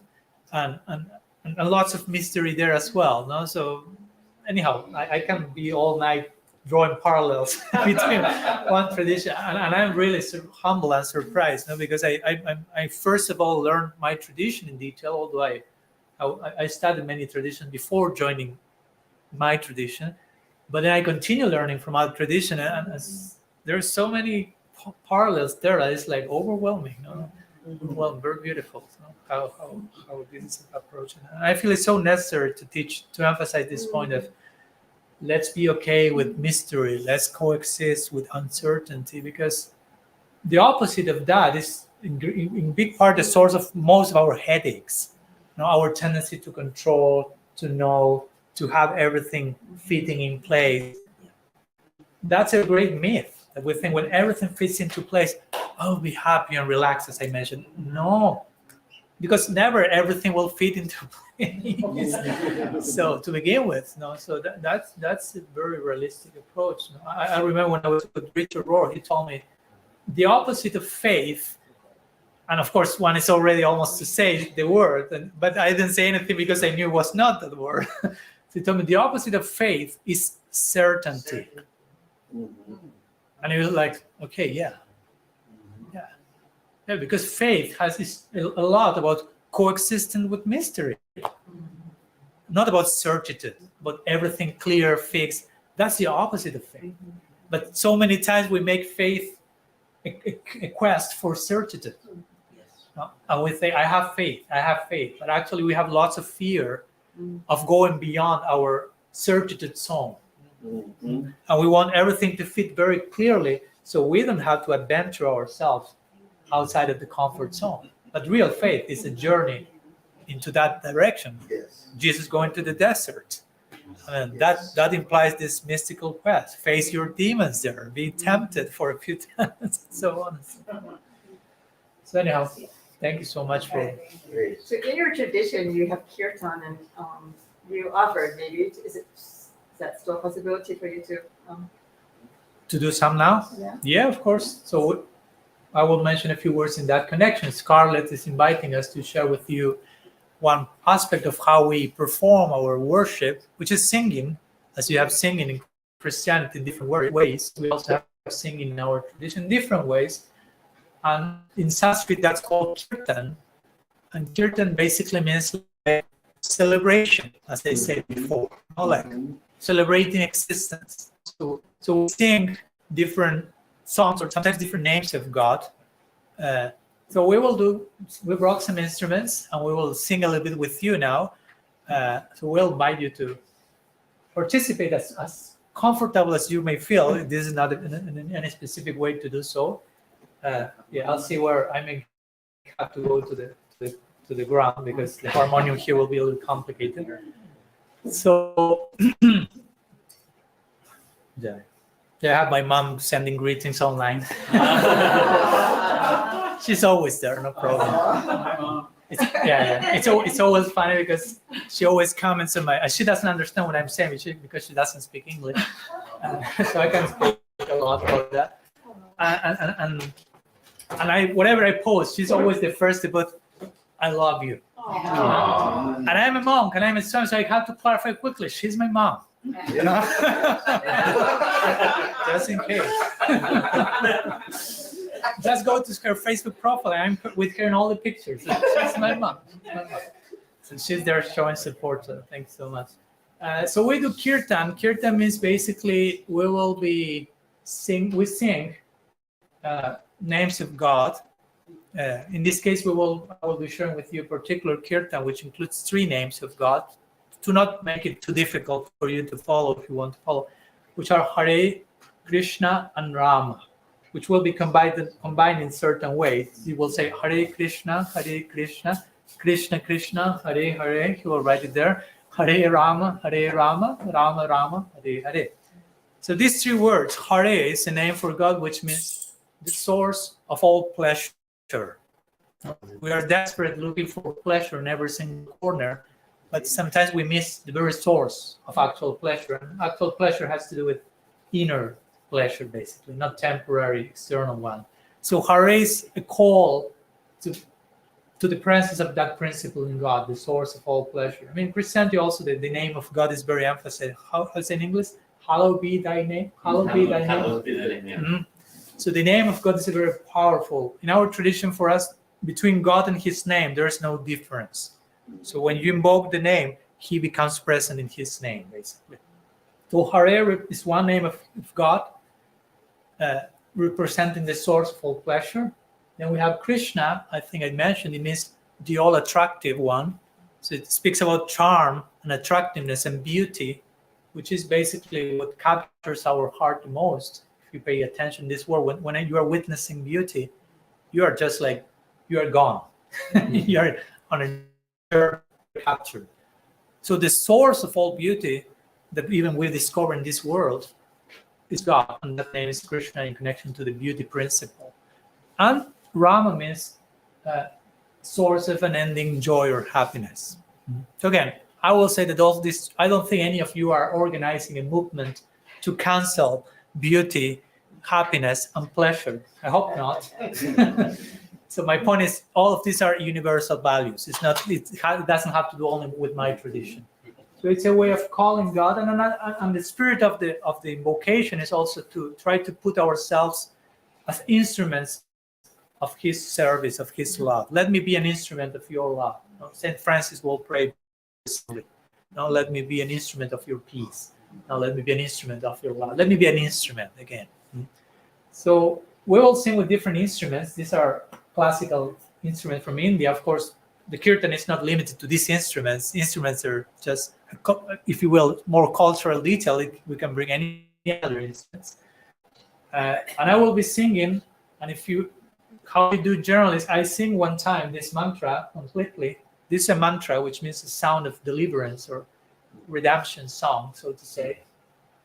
So I will sing it once, and if you want, again, nobody's forced to do anything. It's all totally voluntary. You can then repeat after I sing once. So it's generally basically like a dialogue, a conversation. I'm singing, you are hearing, you are talking, I'm hearing. Well, that's ideally how a conversation should go, right? I mean, there's place for both people to talk, and we are really listening.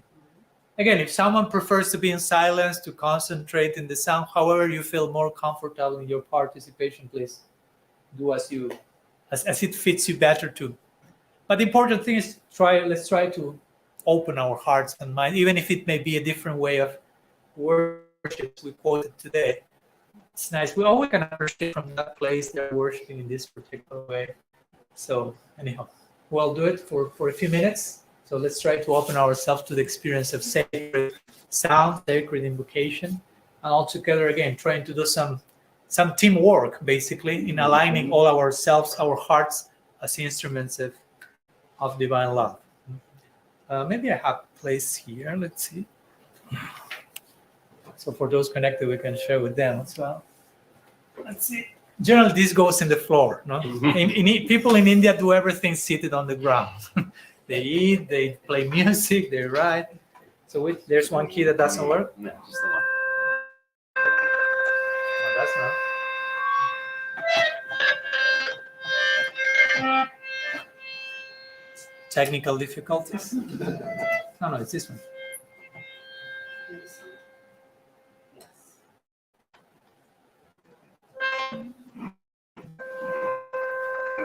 I won't touch it, but okay.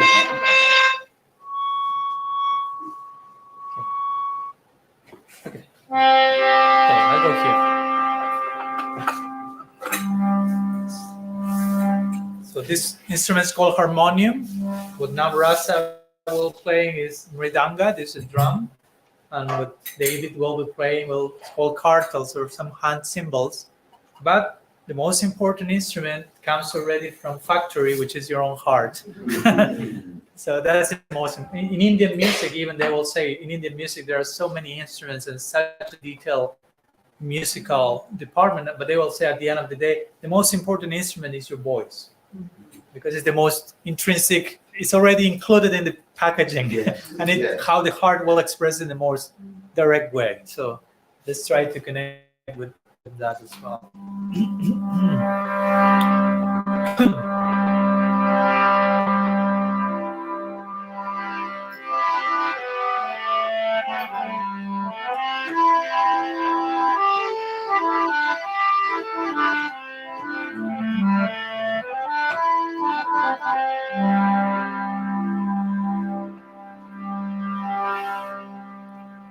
Hare Krishna, Hare Krishna, Krishna Krishna, Hare Hare, Hare Rama, Hare Rama, Rama Rama, Hare Hare.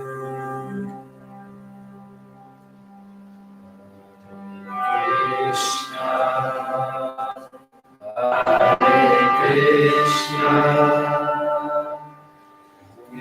Krishna Krishna, Hare Hare,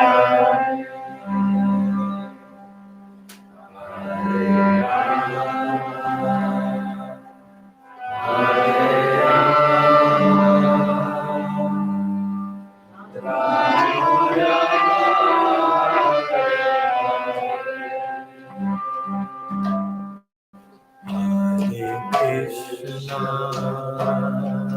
Hare Krishna, Krishna Krishna, Hare Hare, Rama, Hare Rama, Rama Rama, Hare Hare,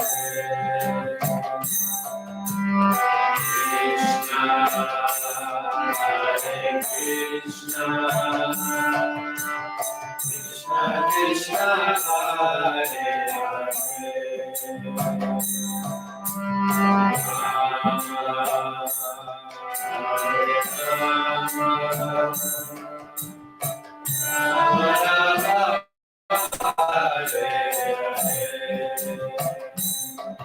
Hare Krishna,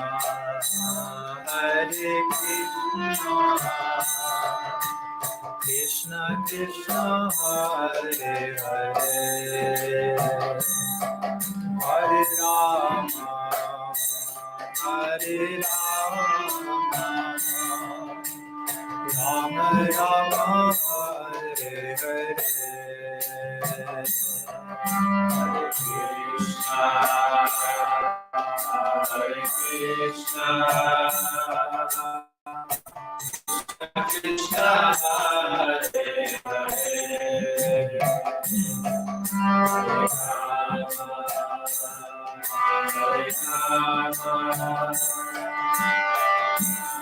Rama Hare Hare Krishna Hare Krishna Krishna Krishna Hare Hare Hare Rama Hare Rama Rama Rama Hare Hare Hare Krishna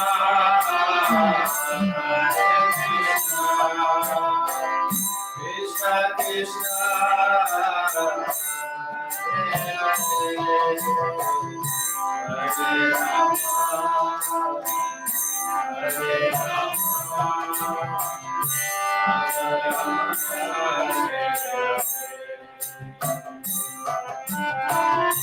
Hare Krishna Hare Krishna Krishna Krishna Hare Hare Hare Rama Hare Rama Rama Hare Hare Hare Krishna Hare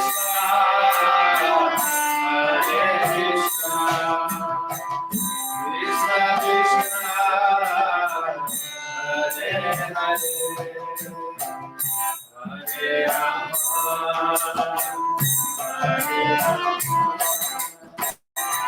Krishna Krishna Hare Hare Hare Rama Hare Hare Krishna Hare Krishna Krishna Krishna Hare Hare Hare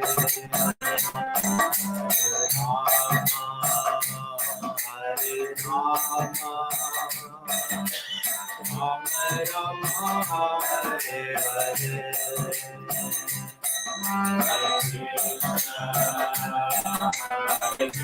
Krishna Hare Krishna Krishna Krishna Hare Hare Hare Krishna Hare Krishna Krishna Krishna Hare Hare Hare Rama Hare Rama Rama Rama Hare Hare Hare Krishna Hare Krishna Krishna Krishna Hare Hare Hare Rama Hare Rama Rama Rama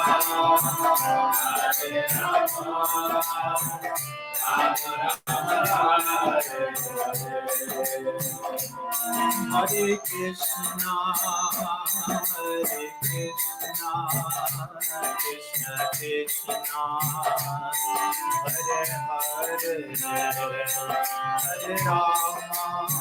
Krishna Hare Hare Hare Rama Rama Rama Hare Hare Hare Krishna Krishna Krishna Hare Hare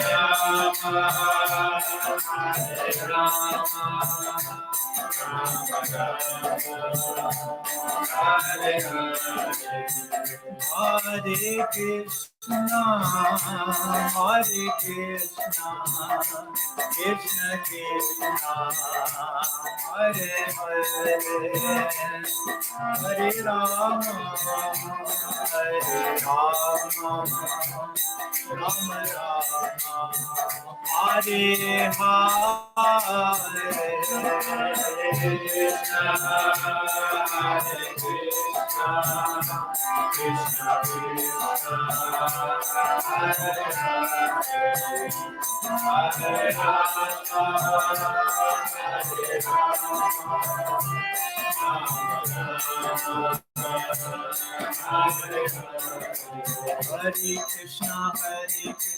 Krishna Krishna, Hare Hare, Hare Rama, Hare Rama, Rama Rama, Hare Hare, Krishna, Hare Krishna, Krishna Krishna, Hare Hare, Hare Rama, Hare Rama, Hare Krishna, Krishna Krishna, Hare Hare, Hare Rama, Rama Rama, Hare Hare, Hare Krishna, Krishna Krishna, Hare Hare, Hare Rama, Rama Hare Krishna, Krishna Krishna, Hare Hare, Hare Rama, Rama Rama, Hare Hare, Hare Krishna, Krishna Krishna, Hare Hare, Hare Rama,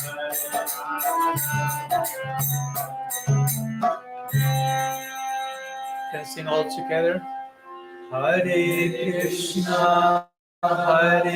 Krishna, Krishna Krishna, Hare Hare, Hare Rama,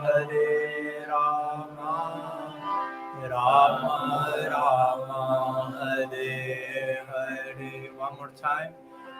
Hare Krishna, Krishna Krishna, Hare Hare, Hare Rama,